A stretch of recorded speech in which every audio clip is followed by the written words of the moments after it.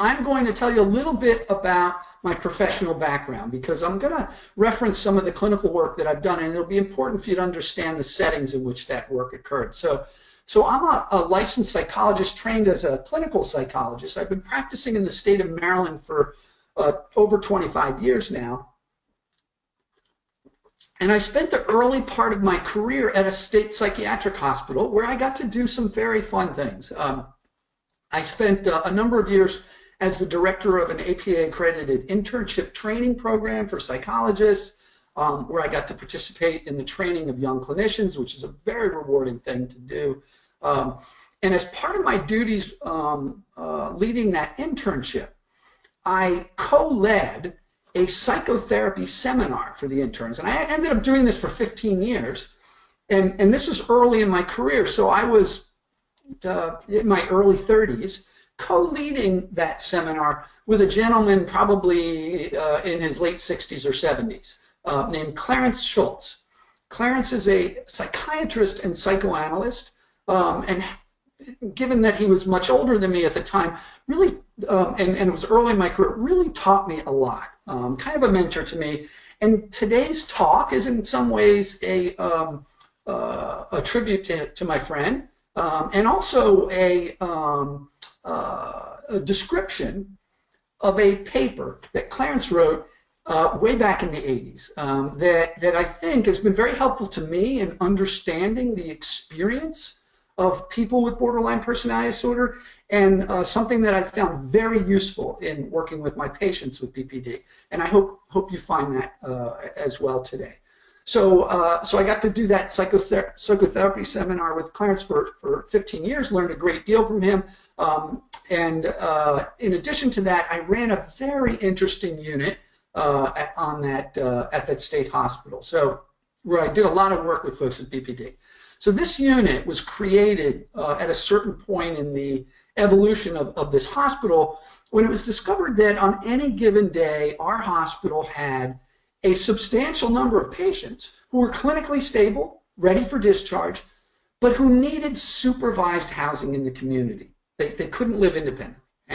And the wait for supervised housing was like 9 months. 6 to 9 months it would take to get a bed in supervised housing. So we had clinically stable patients living on locked units with very little personal freedom, right?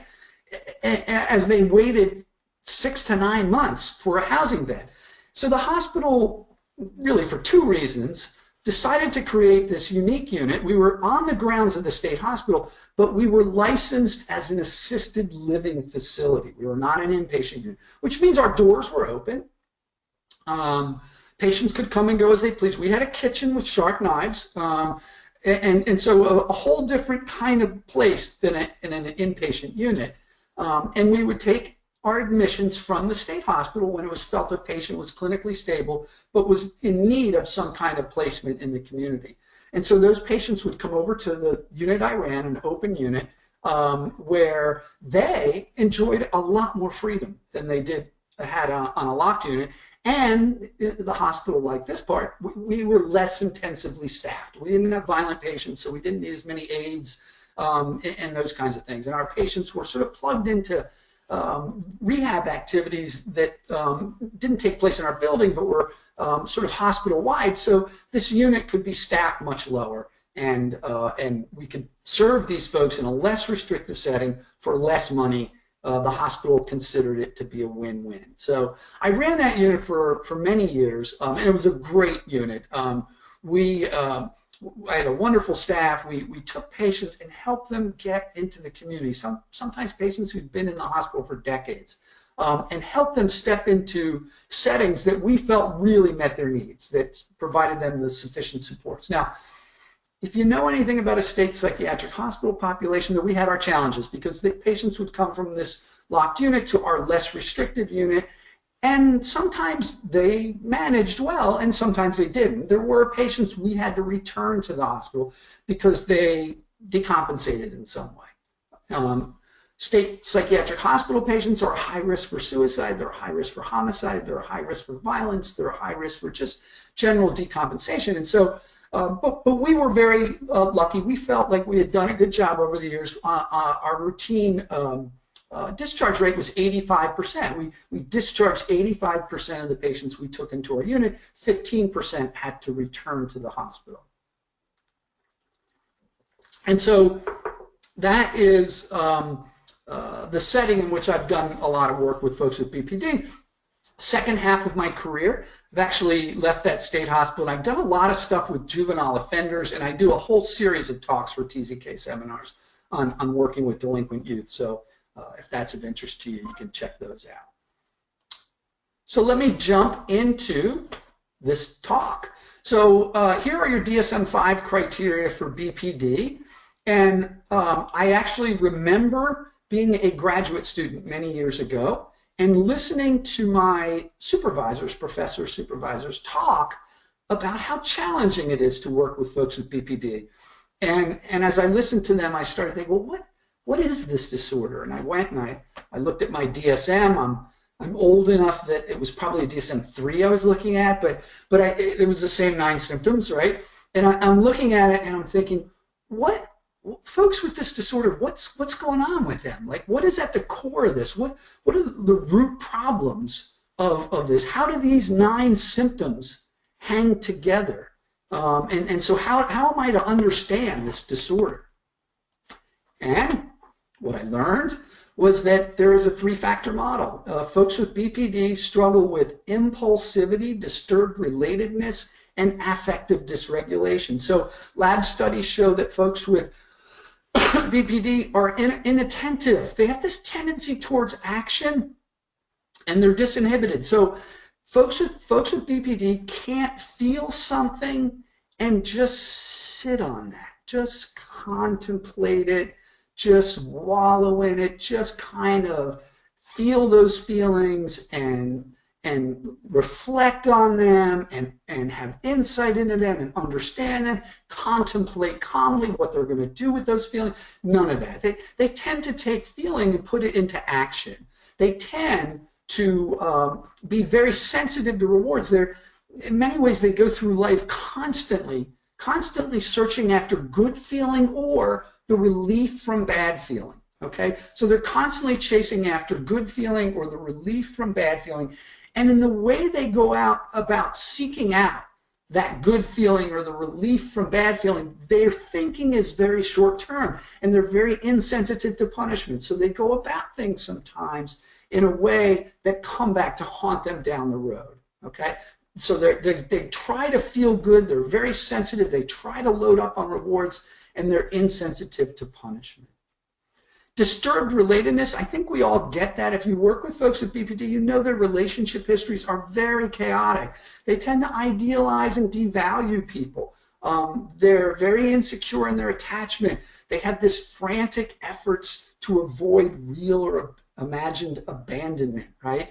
And their relationship histories are very, sometimes they form intense relationships very quickly, but then those relationships explode over seemingly nothing. And so lots of chaos, lots of drama in their interpersonal life. And the last factor that researchers point to in BPD is affective dysregulation.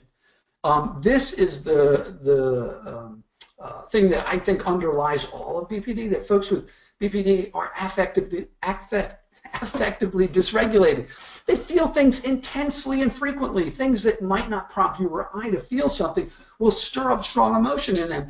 Things that might make you or I this upset will make them this upset. And think about your own life. Times when you've been really, really upset, you don't do your best thinking, right? We all think and function well under the throes of a modest amount of emotion. There's tons of data throughout psychology about anxiety and how it's sort of a normal curve that people function really well with a modest amount of anxiety. With zero anxiety, they do well. With high levels of anxiety, they do poorly, right? So we do well with modest amounts of emotion.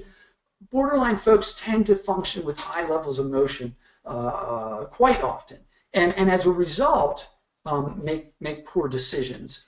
In addition to that, once they get upset, they stay upset much longer. Most people can kind of get back to baseline a little quicker. Folks with BPD can't, and that also leaves them vulnerable to making poor choices. So here is your three-factor model for BPD. Now let me tell you about my friend and colleague Clarence Schultz. As I mentioned, Clarence, much older than myself. Clarence is still alive. Clarence is in his mid-90s. He's active. He actually, within the last couple of years, started a YouTube page. So go to YouTube and search for Clarence Schultz. You're going to find really some very, very nice videos. They're free. A very wise man. He was a psychoanalyst and psychiatrist. He actually did his training in the 1950s at the Chestnut Lodge Hospital. If you know anything about the history of psychiatry in America, you know that the 1940s and 50s was a very important time in the development of a psychoanalytic school of thought involving serious mental illness. Clarence was actually supervised by Frieda Fromm-Reichmann. There, he had some very colorful stories about Dr. Fromm-Reichmann. And then later on, he went on to be the medical director at Shepherd Pratt Hospital, another famous hospital here in Maryland with a strong psychodynamic history. Clarence wrote a paper in 1980 called All or None Phenomenon in the Psychotherapy of Severe Disorders. It's just a short little chapter paper in a book. Interestingly, I actually read this paper before I ever knew Clarence. I read it while I was an intern in the late 80s and thought it was wonderful. Like, it's this short paper. It's really clearly written. Especially as a young clinician, I used to read a lot of psychoanalytic and psychodynamic stuff, and as a young clinician, found it very hard to understand. But this was very clearly written. I understood it and found it to be very applicable in my work in trying to understand the struggles of folks with BPD.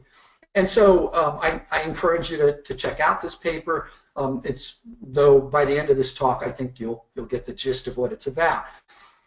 What Clarence did in his 1980 paper is he took what was then a popular idea about folks with BPD, that they engaged in splitting. Basically, since the 1960s, Otto Kernberg had been writing about borderline pathology, and the idea that the primary issue with folks with borderline is they engaged in the defense of splitting. And what Kernberg meant by that, Kernberg's definition of splitting was seeing objects as all good and all bad, rather than seeing objects as whole, as complex, as, you know, having rewarding parts, but also withdrawing parts, you know, that kind of thing. That seeing people in all of their strengths and weaknesses. That what the borderline patient does is they see people as all good and all bad. Whatever your last experience was with the borderline patient is how they're going to see you. The person that they idealize this week and who's their new best friend and guru, next week could be this horrible person who's really let them down because they, you know, did something, right? So Kernberg had been speaking about that, right, and writing about it for quite some time. And what Clarence did in this 1980 paper is he took this concept of splitting and he expanded on it to show how borderline patients don't just see people as all good and all bad, but they actually experience various aspects of life in kind of an all or none fashion, rather than a more moderated or integrated kind of way of experiencing. And I'm going to give multiple examples, so don't panic just yet if you don't get it. But he's basically expanding on this psychodynamic concept of splitting. And I think when you understand what Clarence is saying, whether you practice from a psychodynamic standpoint or a cognitive behavioral standpoint, you're going to be able to use this all or none concept in your work with folks with BPD, because it fits in very nicely. It's a cognitive construct, so it fits into CBT. It can fit into any kind of dynamic therapy, I think, very well. So Clarence came up with this chart to explain what he meant by the all or none phenomenon.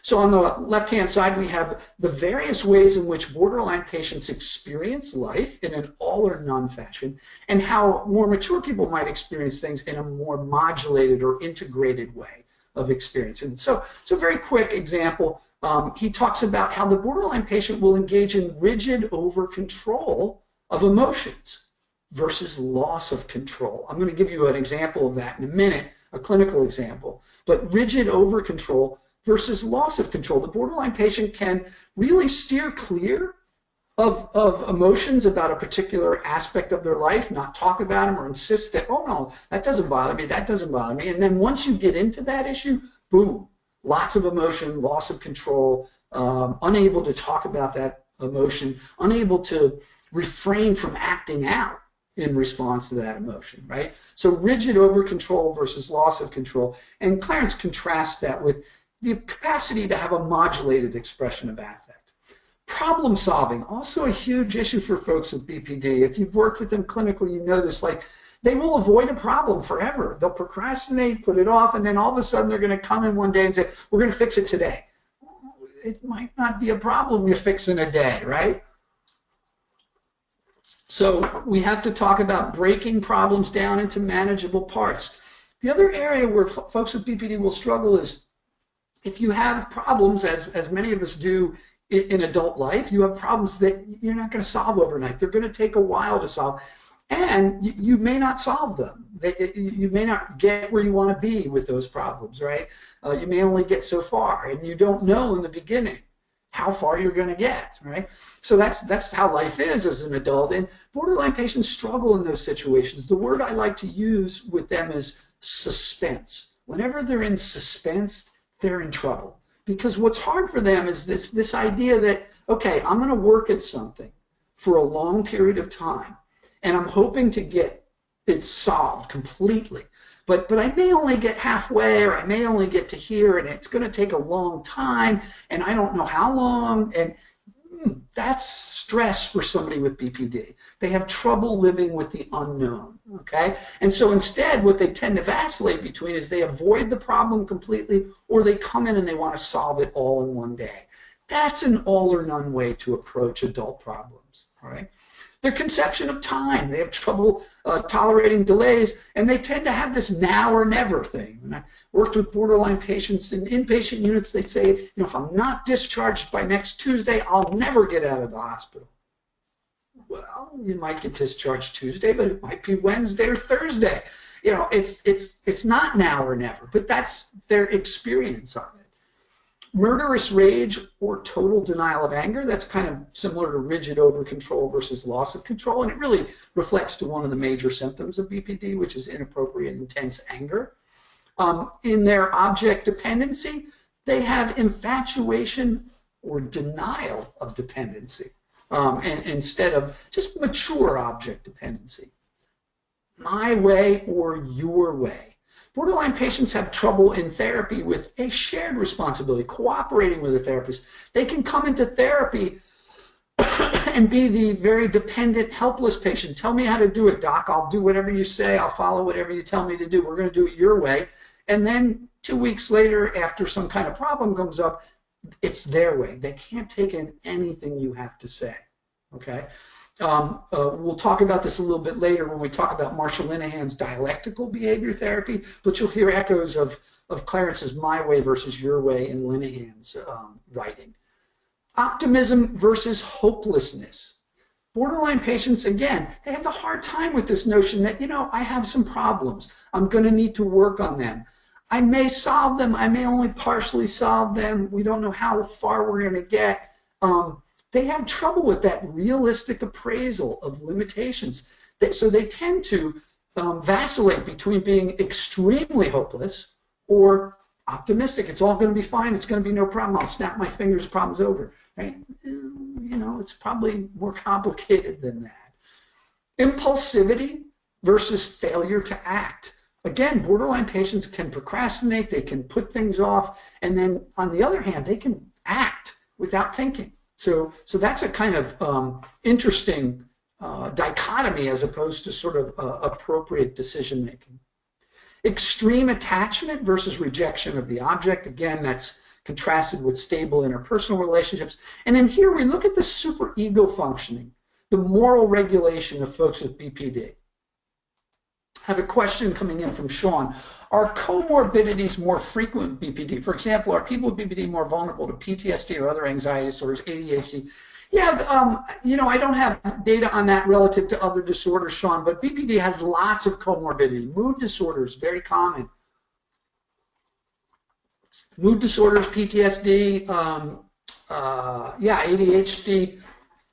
So there's a host of comorbidities you're going to see in folks with BPD, and you have to take that into account too. That should certainly your treatment needs to be tailored to the individual, and understanding what other sorts of issues this person is dealing with should guide your treatment and be an important part of that. The superego functioning of folks with BPD, so you have, it too is kind of all or none. Think for a second about some of the borderline patients you've worked with. Some of them have done some pretty antisocial, mean kinds of things, right, in their life, and take no responsibility for that. On the other hand, they can be really hard on themselves, right? They can blame themselves and self-injure even, and feel like I'm just a terrible person, right? So you get this harsh disapproval, self-injury, versus completely absent moral constraint, right? What they lack is fairly consistent moral regulation, okay? So even their superego functioning is kind of all or none. And then when you look at goal setting, when borderline patients set goals, they have narcissistic ideal expectations. They're up here. I'm going to accomplish, you know, I'll be president of the United States. Or despair of accomplishing anything, okay? What they have trouble doing is creating reasonable, stable goals. And then their approach to treatment, which I think is extremely important for you and I to be thinking about when you work with folks in treatment, is that they think about treatment as instant recovery or no progress. And the truth is they have a disorder where that's unrealistic. That what's realistic is improvement by small increments, right? It's a disorder where you make, you know, sometimes 2 steps forward and 1 back. And I think you and I as treatment providers can get sucked into this line of thinking too. Think about the patient you had who, you know, wanted to start to work on their cutting and reduce their cutting. Well, if they start out cutting once a week and then they go, you know, 2 months without cutting, and then they have a relapse and they cut, they may feel like they've made no progress. See, here I am, I'm cutting again. But they made progress. They went 2 months without cutting. They used to cut every week. That's progress, okay? And yeah, you and I, our countertransference in that situation might be one of frustration and feeling like they really had a terrible setback and they've made no progress. Not so, not so, not how we should be looking at this disorder and its treatment. Clinical examples. So let me give you a few examples of this all or none phenomenon. So I had a patient years ago, actually in the state hospital, who was transferred to us from a local jail where he'd been arrested because he was found parked across the street from his boss's home with a loaded gun, okay? And so he came to our state psychiatric hospital for some observation and assessment. There was concerns that he might not be competent or responsible regarding this crime. And this was a patient who I picked up in therapy right away and started seeing a couple times a week. He was an extremely, extremely polite, cooperative patient, the ideal patient. He stood outside my door 10 minutes before each therapy session, just waiting, you know, politely. Everything was please and thank you, okay? And very grateful for any support or assistance he was given. And this pattern continued until one day when I was out sick. And I called in, I asked the nursing staff to let my patients know I wouldn't be in and I'd missed their appointments, but they didn't get word to him. And so when I came in the next day, I went over to him, I said, hey, I guess the nurses probably told you I was sick yesterday. He said, no, they didn't tell me that. I said, oh, I'm sorry, that's too bad. What did you do then? Like at 3 o'clock when we were supposed to have our appointment? And he said, well, I stood outside your door And I said, oh, really? He said, yeah, it was actually kind of stressful because like the nurses were calling for shower time, and I just kept waiting and waiting and waiting. And he said, now it's like 20, 30 minutes and you're not there, you're late. But I didn't want to leave and go take the shower. I mean, I did want to leave and go take the shower, but I didn't want to do that because I thought, if you showed up, you'd probably be furious with me for missing the appointment. And I said, furious with you for not waiting a half hour for me? And we went on to discuss this.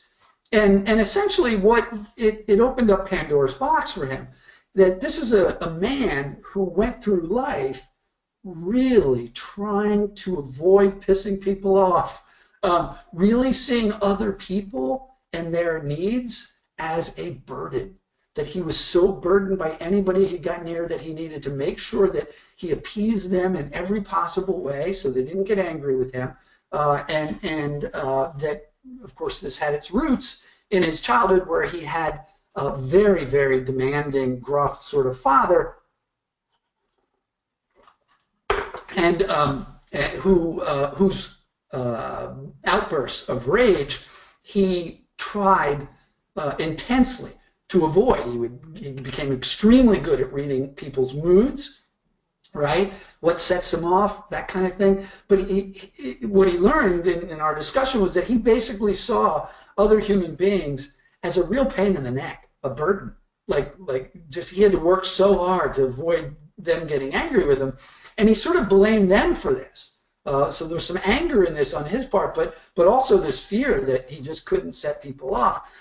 This pattern continued. So he's this perfectly polite patient who's kind of docile and afraid of disappointing me and this kind of thing.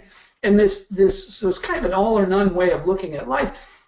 And this pattern continued until he really felt like he was ready to go back and stand trial for the charges against him, and felt stable and ready to leave the hospital and petitioned to do so. And at the time he did this, naturally the way that he came to us was quite frightening. He was parked across the street from his boss's house with a gun. So his psychiatrist and I put our heads together and said, well, is he ready to be discharged? And we kind of felt like he wasn't quite ready. We thought he'd made a lot of progress, but not quite ready. And so we told him this, and we let him know that we would be seeking to keep him in the hospital involuntarily. We had a hearing. We both testified against him. And as we did that, he came into sessions, and he was retained. He was kept in the hospital we kept him for a few more weeks. He was kept in the hospital, and when I would have sessions with him after this, he initially was quite honest with me and acknowledged that he was having thoughts of killing me. Okay. So here he goes from dutiful patient who doesn't want to upset wonderful Dr. Hannon to I think I want to kill Dr. Hannon. An example of the all or none phenomenon. Second example I'll give you, this is a patient I treated a few years ago. He was in a situation where at work where he wanted something from his boss. So he set up a meeting where he could go in and make a request from his boss. I would like, X, Y, or Z, and his hope was his boss would see it his way and grant him what he wanted. Well, he, like a lot of borderline patients, couldn't stand the suspense. So as the meeting is approaching, he is just, he's going back, but he's going to let me have it. He's not going to give me what I want. He's not going to, and he's all over the place, and the suspense is killing him. As he's walking into the meeting, the day of the meeting, he can't hold it together any longer, and he starts to verbally attack his boss as being withholding. He says, you've never been in my corner. I don't know why I set this meeting up. You're not going to give this to me. I don't know why I ever thought you would. Never mind. This kind of thing. And at a certain point, his boss just looks at him and goes, what's going on here? And at that point, he kind of realized what he'd done, and then he started berating himself for being not good enough.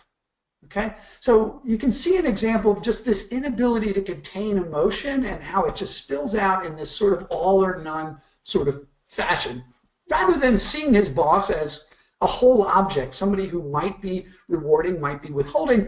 and just sort of making a case calmly for what it is he wants. He couldn't stand the suspension. This all leaked out in kind of an all or none fashion.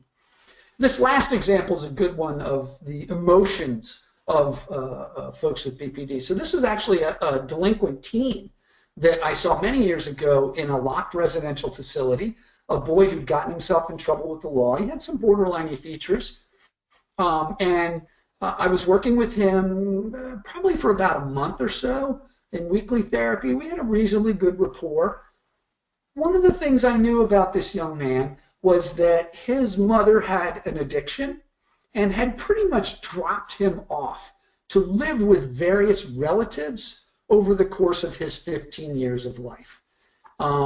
She was not a big presence in his life, and so in his therapy, I would frequently go fishing for mom issues. As he was talking about various things, I would say, well, you know, was your mother present for that, or how did you feel about her not being around for that, right? And he was always of the mind, my mom's my best friend. She's always been there for me. I can count on my mom. My mom's great. I'm thinking, wow, okay, I've read your records. This is not making sense to me. I'm not challenging it 1 month into the treatment, but I'm thinking, okay. That pattern persisted until this young man earned his first home pass. Now, he's a 15-year-old boy. He's in a locked juvenile facility. He just earned a weekend pass. How excited are you when you're 15 in a locked facility and you earned a weekend pass? You're very excited to go home for the weekend. Friday afternoon, his mother doesn't show up to pick him up. The direct care staff, they brought him to my office, where he spent the next hour and a half vacillating between enraged and sobbing. Complete loss of control of emotion. Enraged and sobbing.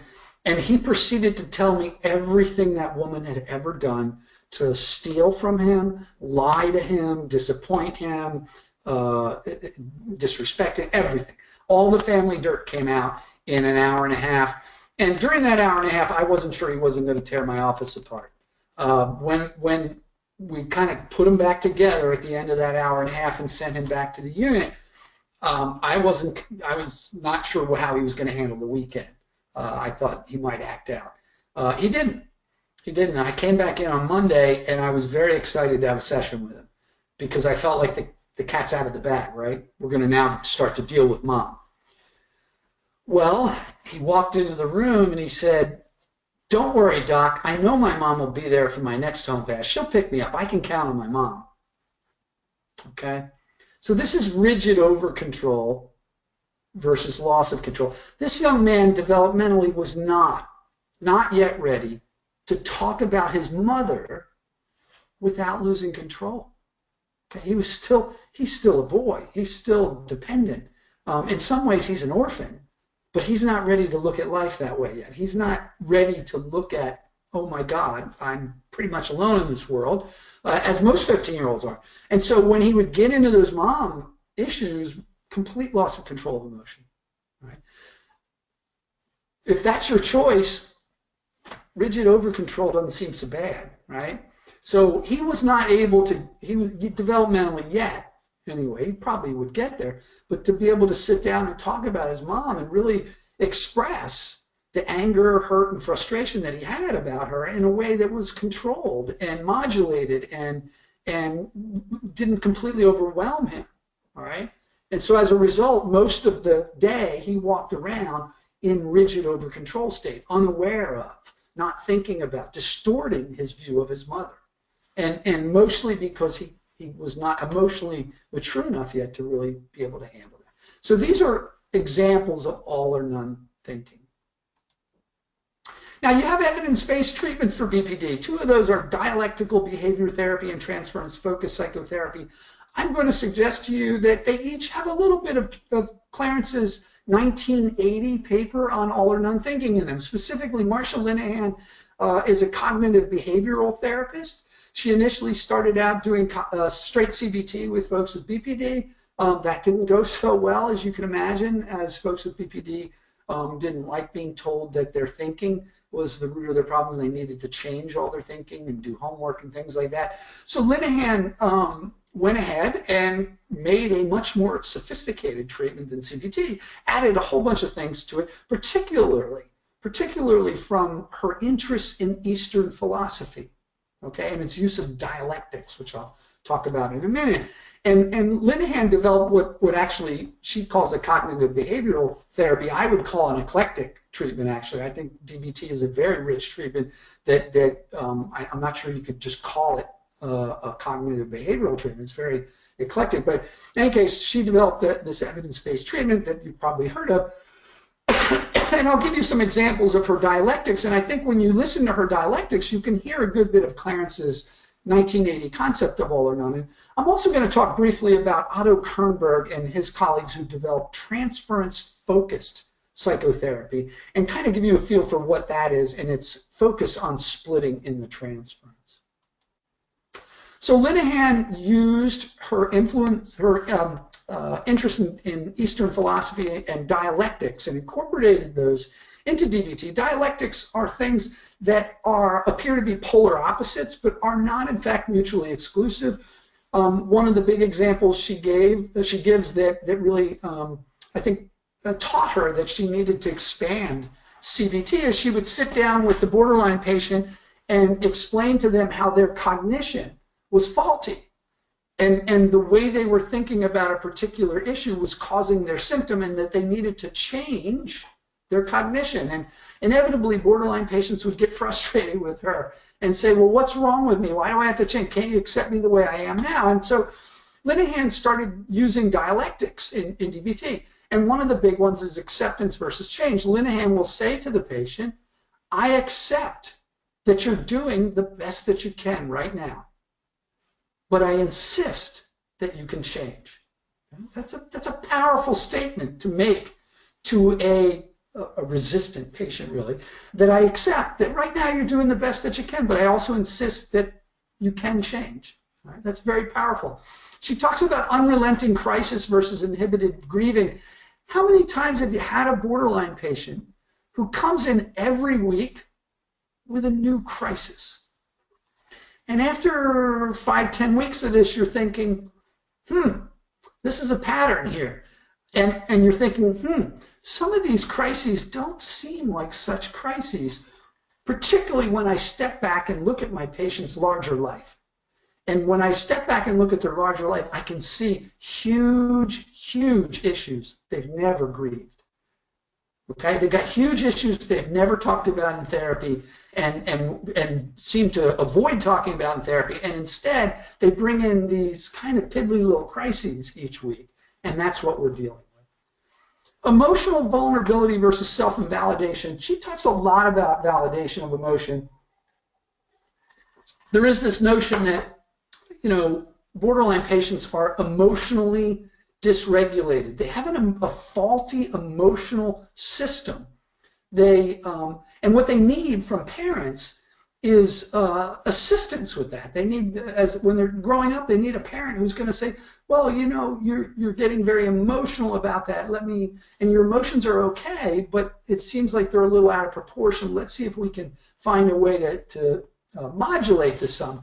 Instead, what a lot of families do is they invalidate. Oh, you're always making mountains out of molehills, right? And the borderline patient will do that themselves. They learn to do it. So they can come into sessions with you and be very, very emotionally vulnerable, share very, very deep, passionate feelings they have, and then the next week come in and completely invalidate themselves and say, oh, well, you shouldn't have been listening to me last week. I was just making mountains out of molehills, right?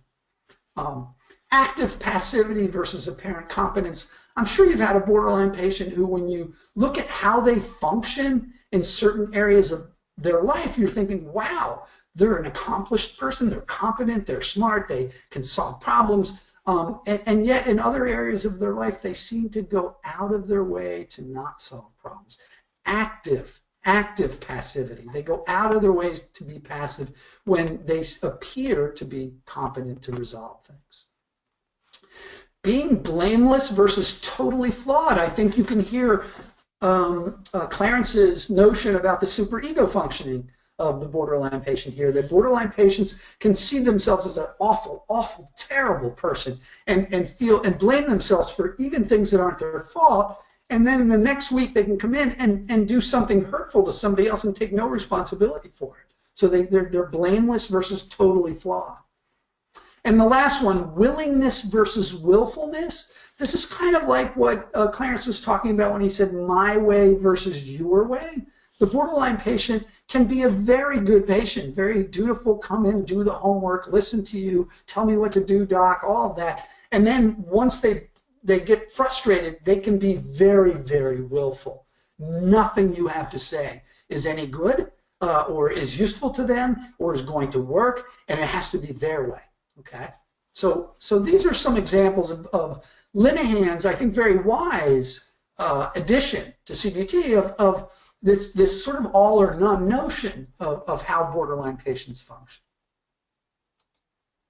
Transference-focused psychotherapy. So, as I said earlier, Otto Kernberg sees borderline pathology as basically emanating from the patient's use of the defensive splitting, seeing people as all good or all bad.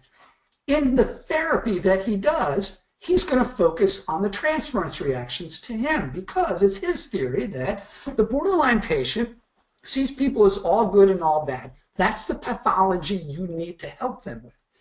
That pathology is going to show up in the therapy, in the transference. They're going to experience him, Dr. Kernberg, as all good and all bad. And what he's going to try and help them do is start to experience him as a whole object. Somebody who can be rewarding at times, can be frustrating at times, can be counted on for this but not this, you know, that kind of thing, that he's a human being, right? That he has a personality that is sometimes good and bad and you've got to deal with, right? That he's not all good and all bad. And so so Kernberg emphasizes that you don't interpret the past with the borderline, like he would with a higher functioning neurotic patient. He would say to the patient, you're experiencing me just like your mother. With the borderline patient, he's not going to say that because they won't reflect on that. They will instead just say, well, you're just like my mother. So what he does instead is he does here and now interpretations, very here and now focus. What's happening in the room with the patient right now? How is the patient experiencing me? Okay? And what I'm trying to do is I'm trying to help the patient integrate these splits. They may experience me as all good one minute, all bad the next. I've got to help them integrate that. I've got to help them start to get an image of me that includes positive and negative emotional balances. So how does he do that? He does it through very complex interpretations. I'm only half joking when I say that I really felt like I'd arrived as a psychologist the third time I read Kernberg and understood him finally. Very hard to read. His colleagues write in a much clearer way. They've manualized his ideas in a way that I think is actually pretty good, and you should certainly pick up some of their stuff. But here's three examples of transference-focused work that Kernberg would do, and I'm going to give you three interpretations that he would give to a patient and try and explain what he's trying to do in the room. So this first example, this is actually a patient that I would call a dependent borderline patient. I'm also going to talk in the second example of what I would call an angry borderline patient. But the first one is a dependent borderline patient. And what's going on in the room here is the patient comes in and announces that their life has fallen apart. And yet they're looking at him like, oh, well, my life's fallen apart. So what Kernberg says to this patient, he says, though you began our session by mentioning that you lost your job and may have no place to live, you now sit here beaming at me as if all your troubles are over. Okay? So the first thing that Kernberg noticed in this situation was that the content of what the patient was talking about did not match their affect. Okay? The content was really stressful, right? I lost my job, I might be homeless. That's usually what goes along with that is kind of a stressed, anxious affect of some kind, right? Instead, what this patient did is their affect didn't match. And I hate to say it, but that's often an indicator of personality disorders. You're going to see when content and affect don't match. It's very common in personality disorder patients to do that. And Kernberg picks up on that. And really what he's picking up on is, as I said, this patient is a dependent borderline patient. So the patient announces right out there that everything's falling apart, but they're looking at Kernberg like he's going to solve this for them. And he makes a transference interpretation that comments on their dependency, basically, that highlights their dependency on him. The second example is actually very similar because this patient's life is falling apart too. But instead of being a dependent borderline, this is an angry borderline patient. This is a patient who comes to sessions, yes, and so they want some help from Dr. Kernberg, but they also send strong emotional signals that they're going to feel criticized and put down by him if he tries to make interpretations, right? So this patient, Kernberg says, you seem to be hinting that your life is falling apart, and yet I hesitate to bring this up, fearing that you might experience it as intrusive. On the other hand, I also fear that if I don't bring it up, you'll experience me as indifferent. I wonder if this reflects some conflict about your dependency on me. That's a long-winded interpretation, I got to tell you. But here's the thing about it. What's happening there is similar to the first patient. This patient's life is falling apart, but they don't come in and announce it. They're not dependent. They're kind of angry. They drop hints. They've just dropped hints in the session that things aren't going so well. And what Kernberg's sitting there feeling, he's noticing his own countertransference. He's feeling like, wow, their life's falling apart. I really want to bring that up. I'm a sensitive, caring person. If I don't bring that up, I'll seem indifferent. So I want to say something to my poor patient whose life is falling apart. But on the other hand, I also get this signal that they're going to experience that as a put down, as intrusive, as you know, something along those lines. And and it's going to stir up their hostility. So Kernberg is kind of in conflict, isn't he? He's in conflict. Like, what do I do with this? And what he does is brilliant. He takes his conflict, because it's not his conflict. It's their conflict. He takes his conflict and he puts it right back into their lap very gently, okay? And he says, you know, I'm wondering if this reflects some conflict about your dependency on me, okay? Because sit back and look at this from a different viewpoint. If this were a higher functioning patient who didn't have a personality disorder and their life was falling apart, how would they come in to talk to their therapist? They would come in and say, hey, gosh, I've had a horrible week. My life is falling apart. And they would emote, and they would share with their therapist, and they would get support. They would maybe put their heads together and do some problem solving. You know, they would be right in there. But instead, this borderline patient has conflicts about depending on people that way. So he's only hinting that his life is falling apart. And at the same time, he's saying, I want help, but you better not criticize me, and, you know, all of this kind of stuff. And so Kernberg is I think, right on target in pointing to this patient's conflicts about dependency. The last example that I'll give here of a Kernbergian interpretation, this is what Kernberg would call an interpretation to use when you're in the throes of a negative transference. Now, Kernberg thinks that in the psychotherapy of most borderline patients, the patient will at some point enter into a negative transference reaction. What is that? Well, that's a reaction in which the patient begins to see the therapist in a very harsh light. Okay, the therapist disappoints them, frustrates them in some way. They start to see the therapist in a very negative light. They get very angry. They can't take anything in from the therapist, anything you offer them, an interpretation, some guidance. No, that won't help. That's no good. You're not listening to me. You're a terrible therapist, right? And Kernberg would say that actually it's not a terrible thing to enter into a negative transference reaction, that many borderline patients will go through that at some point in time in their therapy, and that in those moments, how a therapist manages is extremely important. All right? And what he focuses on is the transference again and again and again. So what he would say to the patient who is in the throes of the negative transference reaction, he's going to say, you seem to be experiencing me as cold and harsh right now. Just comment on what they're saying. because he would also say that anything else that you do, they're not going to take in. They're not going to take it. And so if you can say, you seem to be experiencing me as cold and harsh right now, and you can convey that to the patient in a way that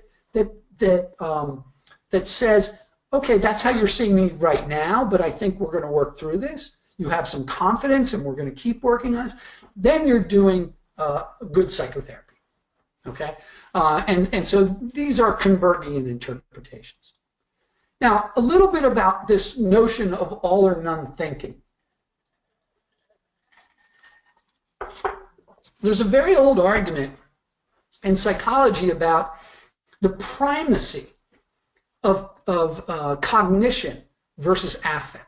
Which one's more important, affect or cognition, right? And of course, cognitive behavioral therapists would all say cognition, because how we think is going to shape how we feel. Psychodynamic folks don't see the world that way. They actually feel like affect is primary, that affect drives cognition, that when we're feeling a certain way, it impacts our thinking.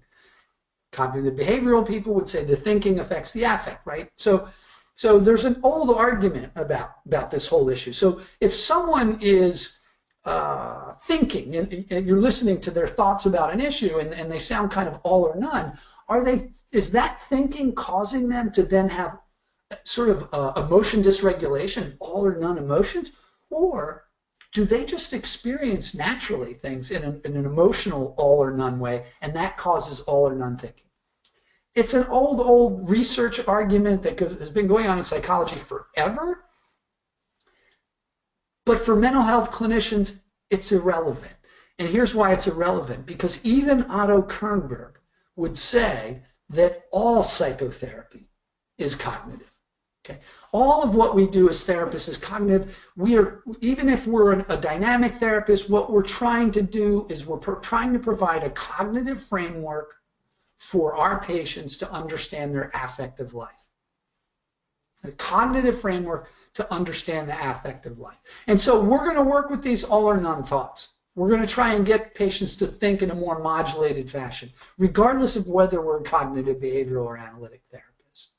Now, the other thing to understand about all or none thing, it shapes countertransference. When you spend a lot of time with borderline patients, you're going to have countertransference. I do a whole, like a 2-hour talk for TZK on countertransference and personality disorders. And I go through some of this there as well, along with other personality disorders other than borderline. But for the borderline patient, they see the world in an all or none fashion. They see people in an all or none fashion. You are either for them or you're against them. You're either a good person or a bad person. Okay? When you spend enough time with someone who sees the world that way, it has an effect. Okay? Done a lot of clinical supervision over the course of my career. I ask my supervisees all the time, who are the patients you think about the most outside of work? Always somebody with BPD. Right? The other way to think about this is if you're a psychotherapist and you're sitting in a room doing psychotherapy with someone with borderline personality disorder, here's what's going on in that room. Okay? You have the patient. They have borderline personality disorder. What do patients with borderline personality disorder do? They constantly accuse other people of being insensitive. That's what they do. They're on their guard for insensitivity. They're looking to see whether you're against them. They're constantly on their guard to see, well, you're insensitive. You forgot what I told you in the last session, or you weren't listening to what I just said, or you don't really care about me, all of this stuff, okay? So you have one person sitting in the room who constantly accuses other people of being insensitive. What is a psychotherapist? A psychotherapist is someone who prides themselves on being sensitive. Okay, so that's when you have psychotherapy going on with someone with BPD. It's almost comical, but what you have is you have a person who prides himself on being sensitive, sitting in a room with someone who constantly accuses other people of being insensitive. So you wind up with loads of countertransference, okay, and the possibility to a boundary crossing. Boundary crossing with folks with BPD happens all the time. I can say in the rare instances in which I've seen staff in a facility cross boundaries with a patient, it's always been someone with BPD. The other thing we're going to talk about is projective identification, probably the hardest concept of the day to get, but I'm going to spend enough time with it. I think you'll understand it when I'm done. I'll give you a good clinical example. Projective identification is a complex defense mechanism where the patient behaves in ways that provokes the therapist to feel what they're feeling. Okay, think about that for a second. So it's not projection. Projection is when I assume my therapist or friend or whoever is thinking the way I'm thinking, right?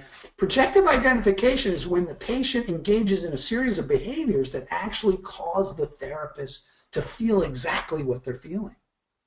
Okay?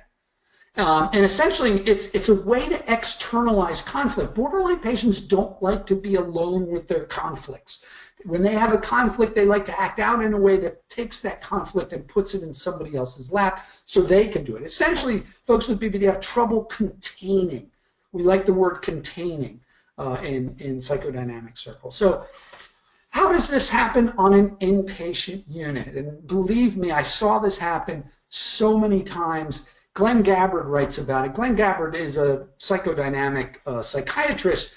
If you like psychodynamic theory but you find it hard to read Glenn Gabbard. He writes in a very clear way.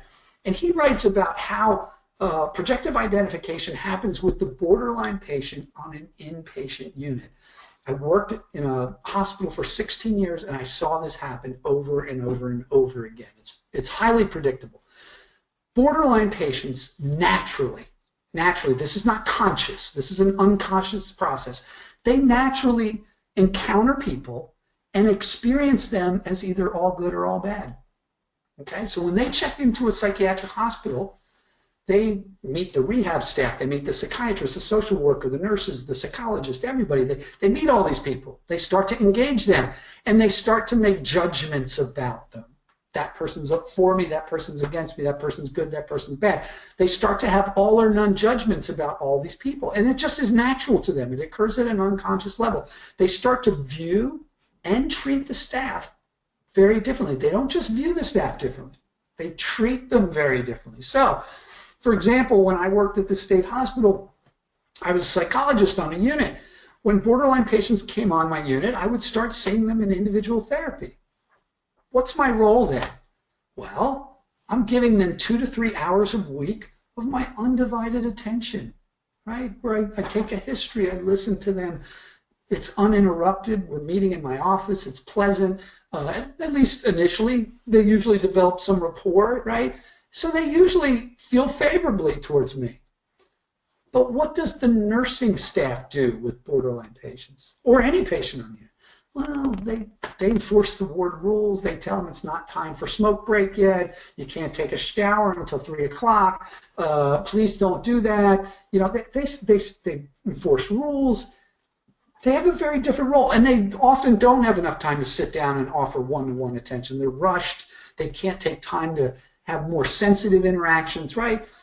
So what you have then, at the end of a couple weeks of a hospital stay, is a borderline patient who is idealizing the psychologist and devaluing the nursing staff and treating them accordingly.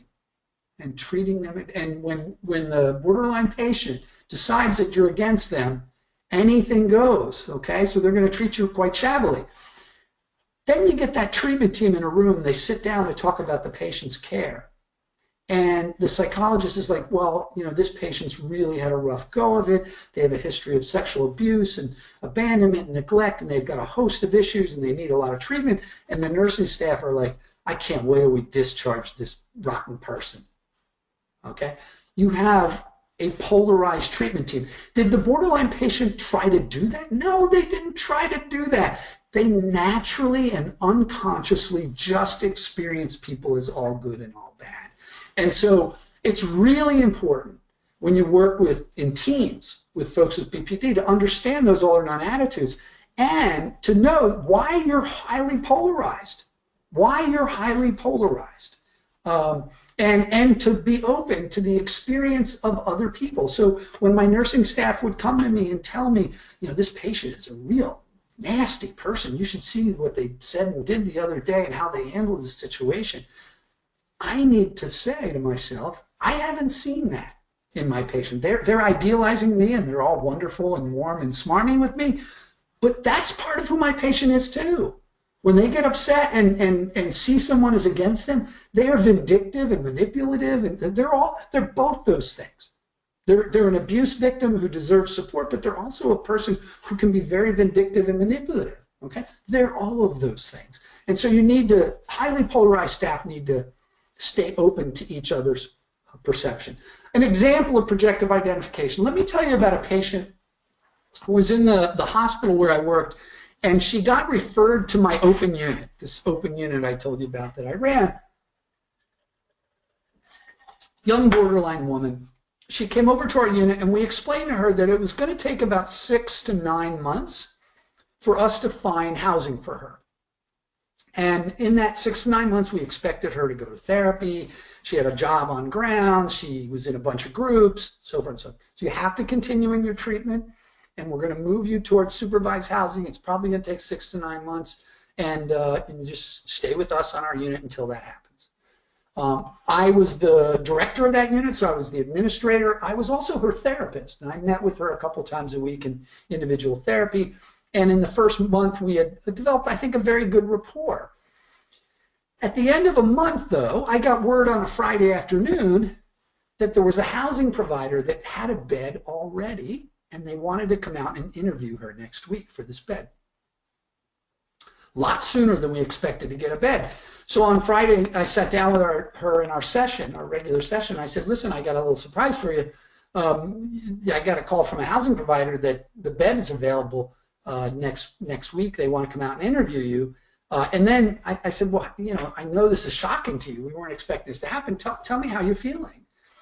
And I spent the next hour trying to get her to emote a little, to share the feelings that she was having. And I think in part she was still kind of like shocked by it, but she was noticeably different in that session.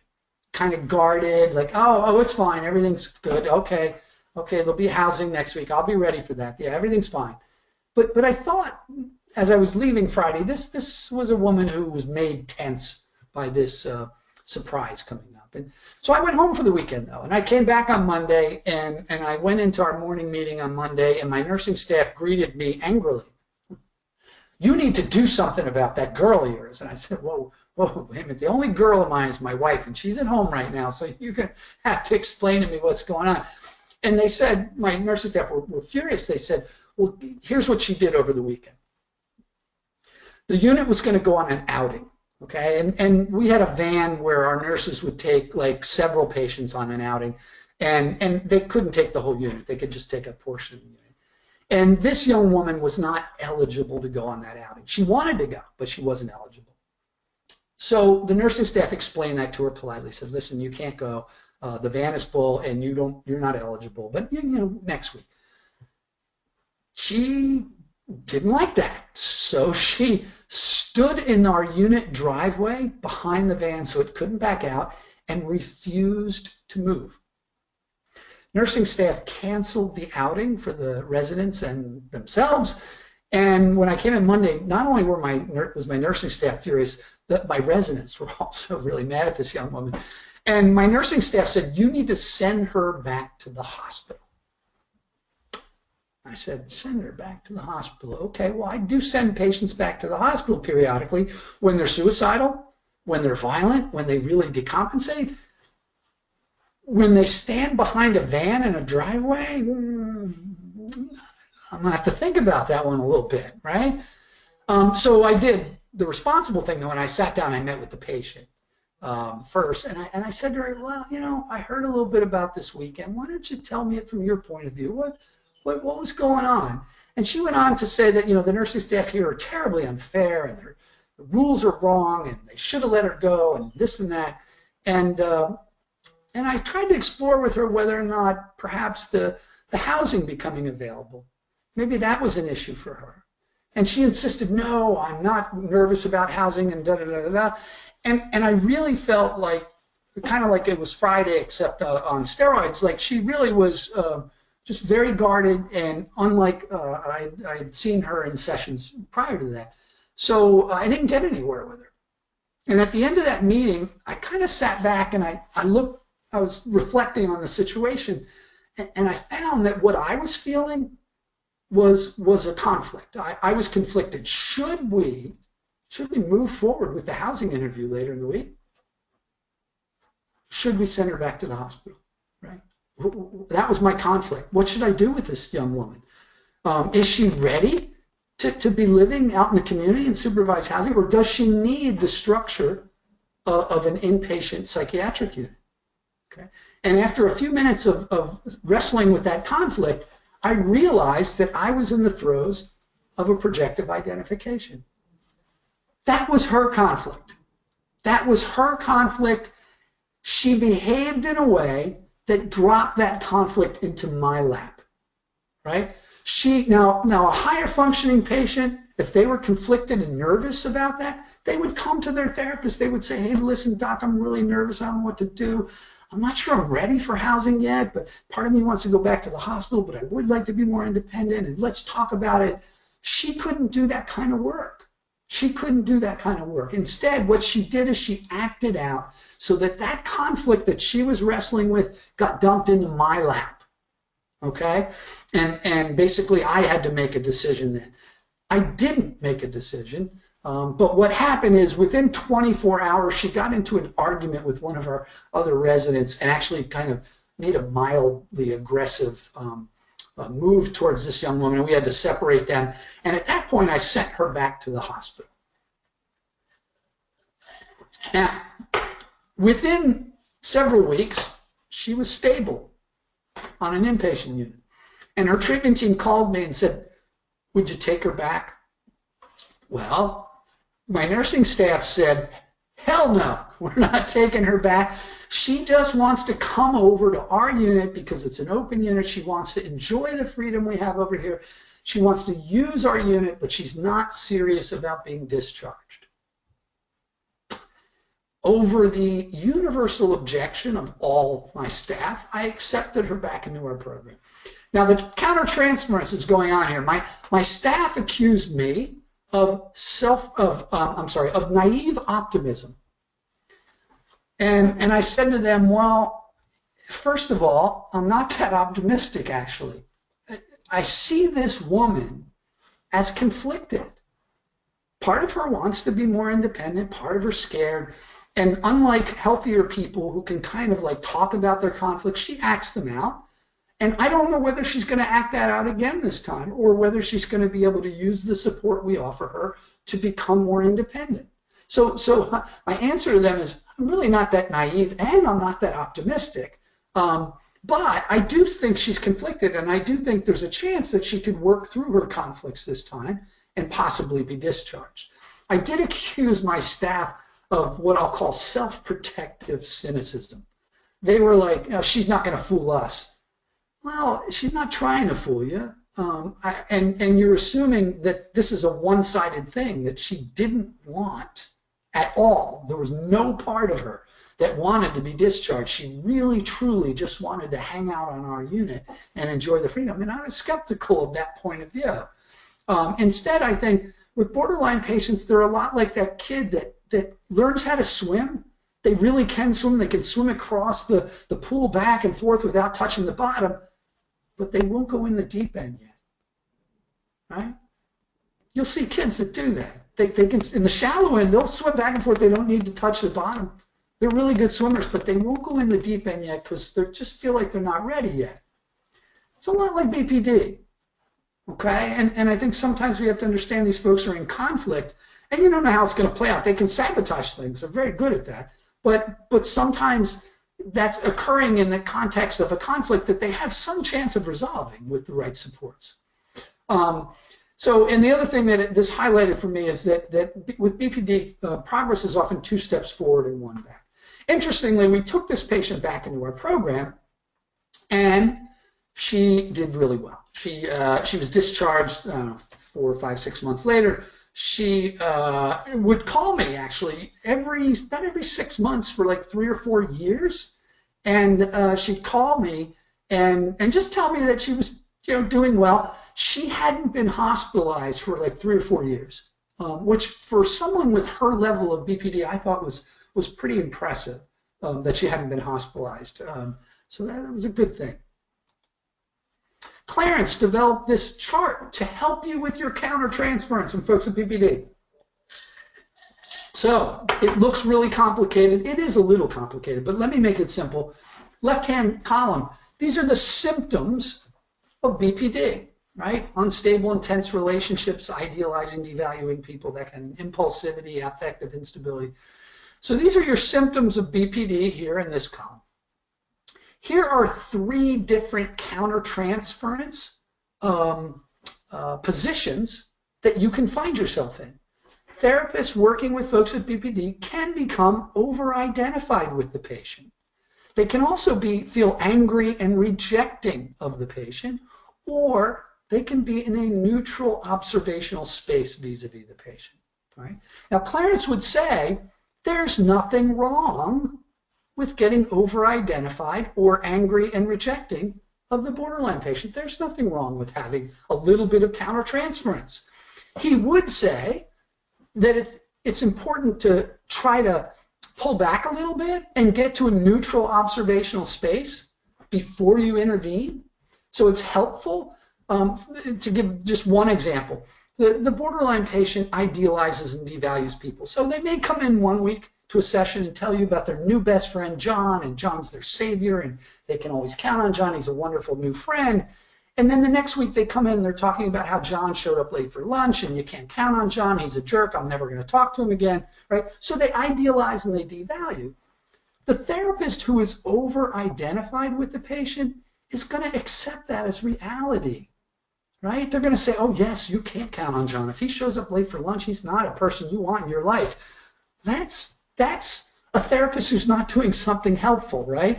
Well, especially when you think about what Kernberg's trying to do is get the patient to integrate, to not see people as all good and all bad, to not overreact to somebody showing up late for lunch, right? To have a whole object representation. So the over-identified therapist, when they accept that as reality, that's not helpful. The rejecting therapist, the angry patient, is going to see the patient as just being a nasty person who pits people against each other. That too isn't helpful. When you get back to this neutral observational space, you can kind of look at this and you can go, okay, what I need to do is help my patient keep those split parts communicating. John who was late for lunch this week is the same guy who helped you last week. Okay, let's start looking at whole objects here. Okay, so this is a chart that can help you navigate some of the countertransferential waters of working with folks with BPD. All right, so I've talked about this all or none concept. I'm thinking at this point you got a good handle on it.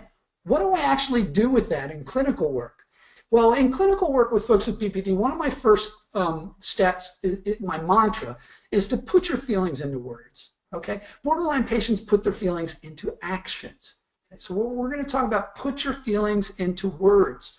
When they are talking about, when the content is coming, they're talking about various things on their mind, I'm going to listen for all or none thinking, and I'm going to point it out to them. I'm going to, as they're going through what's going on at work, and they're doing this, and they're thinking that, and they're having this problem, I'm going to say to them, well, that sounds a little all or none to me. Like it sounds like you're saying it's either this or this. I guess I'm wondering if it could be something in between or some combination of this. So I'm going to challenge all or none thinking and try and help integrate splits and modulate affect. I will say that sounds like all or none thinking to me. I'll say that enough that many of my patients after a short period of time will actually do that themselves. They'll stop themselves and they'll say, well, I guess you're going to think that's kind of all or none. And I'll say, well, how's it sound to you? And they'll say, well, yeah, a little bit. I'm going to try and help them consider a more modulated approach. And then as far as boundaries go, I'm going to be engaged enough with the borderline patient to get sucked in a little bit. I think particularly a lot of young clinicians have trouble. They know that borderline patients have poor boundaries. They know it's important to have good boundaries when you work with borderline patients. But I think you need to be engaged enough to get a little bit sucked in, to get over-identified or to get angry and frustrated with the borderline patient, but then be able to pull back and reflect on that. I think a lot of times your countertransference can help you understand the patient better. If you use your countertransference not just to act on it impulsively, but to use it as a means of understanding what's going on internally with the borderline patient, I think you can be a good therapist. When you work in teams, you've got to keep those split team members communicating. If you're being idealized, you need to be open to the perspective of those on the team that are being devalued. And when you're being devalued, you need to be open to the perspective of the team members who are being idealized. Idealization and devaluation. So, pure and simple, when you work with folks with BPD, they're going to idealize you, they're going to devalue you. What do you do with that? First thing I do with it is I take a good therapy history. Most borderline patients have had several therapists before me, and I will try to take a detailed history. Tell me about your work with Dr. So-and-so. What was helpful? What wasn't helpful? How did the therapy start? What brought you into therapy? What did you make progress on? How did the therapy end? Okay, so I try and get some history there. Lots of times you'll find that borderline patients will get frustrated with a therapist and they'll either stop going or they'll sabotage the treatment.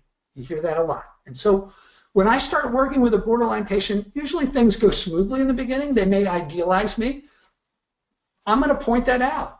I'm going to say, you know, it sounds like you really enjoyed working with me. And I may even, if it's true, I may even say, well, and I'm enjoying our work too. I think this is going well so far. But I will say to them, look, I'm human. I make mistakes. And I know when we took your therapy history that with your work with Dr. So-and-so and Dr. So-and-so and Dr. So-and-so, that each time you got disappointed with them, you terminated the treatment or you sabotaged or you did this or you did that. And, you know, so if I were to do something to upset you, I think it would be extremely important that you not do that. That instead you come in and you tell me that you're angry and disappointed with me. And I said, if you have the courage to do that, I think we'll both learn something from it. I've had a number of instances in which I said that to a patient early in the treatment and it ended up becoming helpful. The other thing that I think you have to avoid when the patient is idealizing you, specifically when this is a very angry borderline patient who sees the whole world as terrible people. These people are terrible and they're insensitive. And doctor, you're the only one that understands me, right? So when you have a patient who's coming across like that, it can make you want to stay in the position you're in, right? You don't want to be one of the bad guys. You like being told, like, you're the only one that understands me. But you're not going to be a good therapist to that patient if you try to be saintly. If you try to stay on the patient's good side, if you avoid challenging the patient or confronting the patient so that they will continue to see you as all good. Right? You're not going to be a useful therapist to them if you do that. And you're also not going to be useful if you buy into that. Like I've seen some therapists who will say, you know, if the rest of the world just understood borderline personality the way I do, the borderline patient would be fine. Not true. Not true at all. Not true at all. The borderline patient would still idealize and devalue people. And it's not like they're idealizing you because you're so smart and wonderful in a way that no one else in the world is. So be careful about that line of thinking. The last challenge is when you're being devalued, and that's really hard. If you enter into a negative transference reaction where this borderline patient thinks you're terrible and horrible therapist and so forth and so on, when they slip into that mode, it's not the end of the world. It's not the end of the world. Your job is to be non-defensive without being defenseless. Okay, so it's not a good idea to, like, you know, pull your diploma off the wall and say, I'm a terrific therapist. Look at this. You know, you don't want to be defensive, but you don't have to be defenseless either. I've had times working with borderline inpatients who were really, really low functioning and pretty explosive, where I've actually ended sessions. They were so they were in a negative transference. They became abusive. Really, they couldn't take in anything I had to say, and I've actually said, listen, let's end this session. Let's go ahead and end it. I don't feel like we're going to get anywhere today. You know, you're very upset with me. I don't really feel like you can take in anything that I have to hear. But we'll pick up again on Tuesday and see if we can kind of work through this. Okay? So what am I doing there? I'm being non-defensive without being defenseless. I'm remaining in communication. Okay? and I'm expressing some confidence that we can resolve this issue. Okay? That, I think, is your job when you're in the throes of a negative transference reaction. Clarence finally talks about negativism or warmth through friction. There are some, not many, but there's some borderline patients who will keep provoking you until they get an angry reaction from you. Okay? Understand that they are a very, very angry person. And it's a very difficult thing sometimes when you're an extremely angry person to sit in a room with a therapist who's so nice and kind and empathic. And they would feel much more comfortable if they could get you to show some anger so that they would feel like they're not the only angry person in the room. If you have a borderline patient like that and they keep provoking you and provoking you and provoking you, and you show some anger, it's not the end of the world. It's not the end of the world. Let's explore that. Why did you need to elicit these feelings from me? What does this do for you? What does it make you feel more comfortable? What's the purpose of it? Okay, so that's not a bad thing. So in conclusion, the all or none concept, it's a very simple concept. And it refers to how borderline patients experience various aspects of the world. I hope it helps you understand a little bit better what borderline patients experience. And I think clinically you can use this whether you practice from a cognitive behavioral standpoint or a psychodynamic one. And I also find that patients like this concept and find it easy to grasp. That's the end of my slides. This I call my sales slide. I'm not only your speaker today, I'm the CEO and founder of TZK Seminars. And we do these live webinars. We also record a speaker's first webinar, and we offer that as what we call a recorded webinar. Those are kept on separate pages on our website. You have done a live webinar now with us, and if you haven't done one of our recorded webinars, just know that the moment you buy them, you can start watching them. You own the video. You can come back and watch it years from now. You can watch it in one sitting. You can watch it in 10 sittings. You can take as long as you like to finish it. It's a really convenient format for CEUs. These live webinars are a great way to get your live credits. They're much cheaper than going to a hotel conference center, much less time consuming. You don't have to sit in traffic. Much more comfortable. I hope you're sitting in a better chair than a hotel conference center chair and drinking better coffee or whatever, right? So we kind of like this format. We like what we're doing. We have some great new stuff coming on board. You can see down here, and we're growing. We're adding speakers all the time, and I'm only half joking when I say that if you like today's talk, you should check out our other speakers because they're all better than me. I hired them. And I'm very proud of the group that we've assembled here. Quality control is a much easier thing for me than the folks at a large company like Pessy, where they have hundreds of speakers flying all over the country. We have far fewer speakers. When you come to one of our seminars, you're listening to someone who has devoted their career to the topic on which they're presenting. So I feel very proud about what we're able to do. So how do you get your certificate with us? You go back to our website, tzkseminars.com. Now that you have made a purchase from us, you have an account with us. Go to our website, click the sign in button in the top in the black. Enter the email address and password you use to register for this webinar. If you've forgotten your password, just click the forgot password button. It'll be sent to you. You'll see today's webinar listed under completed webinars. And next to today's webinar, you'll see a button to take the validation test, a button to take the evaluation. Make sure you click the submit button when you complete each of those. And once you complete both of those, the third button will appear that says download certificate. That button, that certificate is in a PDF format. You can save it to your hard drive. You can print it out. If you lose it, not a big deal. The button doesn't go away. Just come back to our website and sign in. So 2 years from now, when you're renewing your license and you need to send in your certificates, you can just come to our website then, click the sign in button, and then click all of your download certificate buttons, and you're all good to go. All right? So that's the end of my presentation. I'll hang on for a minute or two for any questions or comments you guys have. Otherwise, I'll just end the webinar.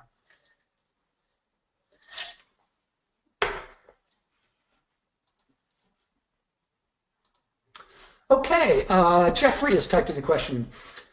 Why did you need to elicit this reaction from me? Is there an alternative way to address the therapist's anger with this? This response seems to accuse the patient of eliciting the anger without allowing the patient to come to this conclusion him or herself. Possibly, Jeffrey. I think it's a question of how obvious this is. There are times when I think even to the borderline patient, it's pretty obvious what they're doing. And I think a therapist may need to jump to that, where particularly in instances like this, there's sort of an upping the ante process where the patient provokes. That doesn't get the reaction from the therapist, they provoke again. And it's clear that's what they're trying to do. I think it's reasonable to ask that question. And yeah, it might be accusatory, but I think often once the borderline patient is that angry, they're usually accepting of that confrontation.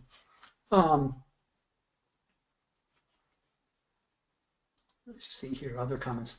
Thank yous coming in, that's nice. Excellent information, good. Oh, and I got a hand up too. Let me, hold on a second. Let's see who has a hand up.